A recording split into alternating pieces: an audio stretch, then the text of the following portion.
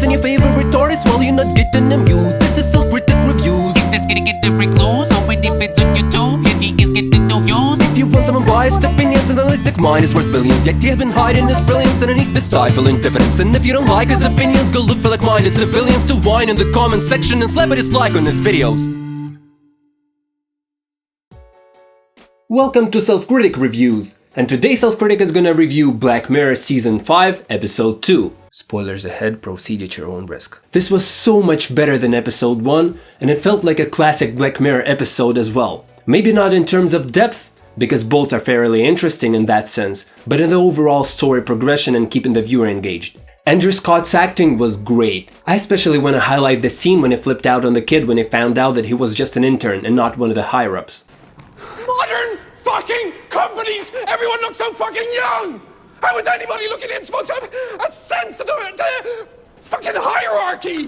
Fingers everywhere, wiping your shit, your fucking shit off everybody's phone! Everywhere you look, people are hooked on the things! It's like chain smoking! It was silly and hilarious, and served great as a setup for the subsequent situation reminiscent of quirky scenes in Breaking Bad and Better Call Saul and Mad Dogs. Initially you keep wondering what this Smithereen company does that Chris is so fixated on. But fairly quickly you find out that essentially it's just a social media platform, a more high-tech version of the combination of Facebook and Twitter. The episode starts to shine as soon as it begins illustrating the absurdity of bureaucracy, chain of command, overstaffing, and hierarchy. Since I know I'm not using the terminology properly, let me describe what I mean by providing examples. First, when the hostage situation occurs and the two local cops immobilize the perpetrator, they call for backup. Then that backup called the FBI. The FBI called the negotiator, and so on and so forth. The kids with bikes, those who Chris almost ran over, they, despite being told to go home, stayed and kept updating the Smithereen feeds, giving interviews and feeling important. There was also a line by one of the police officers, or the FBI, and she said, "Remember that case, that fiasco we had a month ago? We can't repeat it, so if possible we need to solve this without any casualties." And this is a reference to the fact that currently there are a lot of police brutality cases in the real world, and lots of news media outlets castigate police for it and put them in a bad light. So with the pressure from these stories of the potential to step on the same rake, the cops are now forced to proceed differently than how they would normally proceed. And sometimes, if you think about it, this can be very dangerous because essentially it's not letting the police do their job.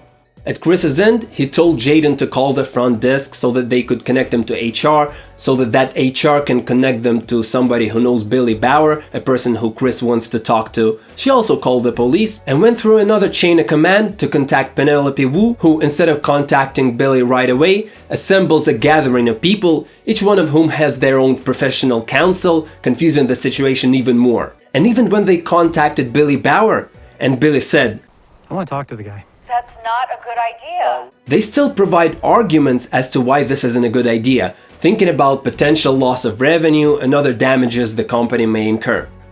Thinking about business at a time like this. There was a piece of dialogue between Billy and his employees where one of them said, "I don't think we can trust feelings on this." And Billy responded, Well, maybe that's part of the problem. which underlined the main theme of the episode. Then of course the US employees contacted London cops and measured their skills with each other of getting the information. That was quite an amusing scene. And you can't forget the actual conversation between Billy Bauer and Chris either, where he was given talking points about how to save him from killing himself. Initially I thought it was dope that they are actually trying to save him, and that it's not a bad thing that these guidelines and complex steps for such a situation exist. But when it failed, I understood that this is not where they were going with this. On a slightly related note, the conversation between them was fantastic, and the build-up made it totally worth it and didn't disappoint. Back to the main theme of the episode, on a personal level, I understand the importance of hierarchy, and getting rid of it would cause everybody grief. But raising the issue of the monster modern world trends created by having huge companies with thousands of departments, each with their own employees who have their own employees who have their own employees, is pretty important. And if you think about it, it's insane. At some point, there could be so many subdivisions of everything that it will be impossible to get anything done in time. I thought that this was an amazing philosophical point to think about in the modern society. And again, things don't have to change, and what the world is doing with chain of command is not necessarily bad, but it is a fairly fresh and funny thing to point out. Essentially, the hostage situation could have been resolved sooner with less people. Maybe it was risky, but what actually happened was lots of people were called up and a large portion of them did nothing. There was a thing about the sniper never having a clear shot because the hostage was behind Chris. The easy solution was to move the sniper to a different spot, or call up another sniper and position him at a different spot. It is of course an inconsistency, but I want to say something which will shock most people. Flaws don't make a series bad, and the lack of flaws doesn't make a series good. There is a certain show I'm thinking about right now, where people went on a mission to find every inconsistency possible and exaggerate every single event without looking at what was in front of them. But I digress. That's not to say that we should ignore inconsistencies altogether. We should be mindful of them, but not let them distract us from what's important here. Could the show have created a situation where a sniper could have only aimed from one single spot and there was only one field of vision of the suspect? Yes.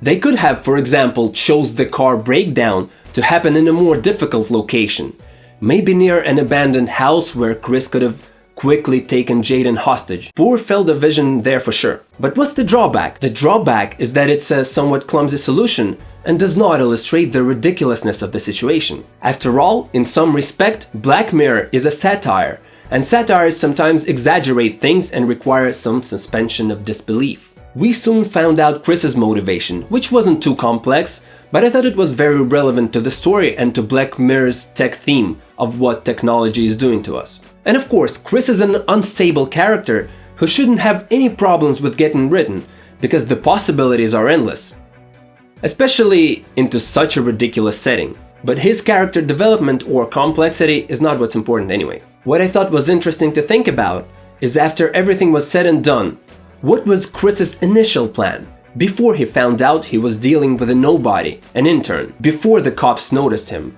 I thought about it, and it was probably the same thing. It's just that he wasn't going to be found out as easily and would not have been as easily surrounded. This could have been an inconsistency, but I don't really see a problem here. The ambiguity in the ending is exactly what I was looking for in the previous episode. With that said, if you remember, I mentioned how one of the cops said to tread carefully and not to take risks like in the case they had a month ago.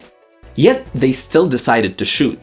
The fact that we don't know who died, who didn't die, and people's reaction, which could mean anything, it not only tries to keep you guessing, but also sort of makes you realize that no matter what happened, people's reactions are always gonna be the same. And that's pretty interesting too. Not sure if intentional, but yeah, that's what I inferred. Anyways, this was an amazing episode. Thanks for watching my review.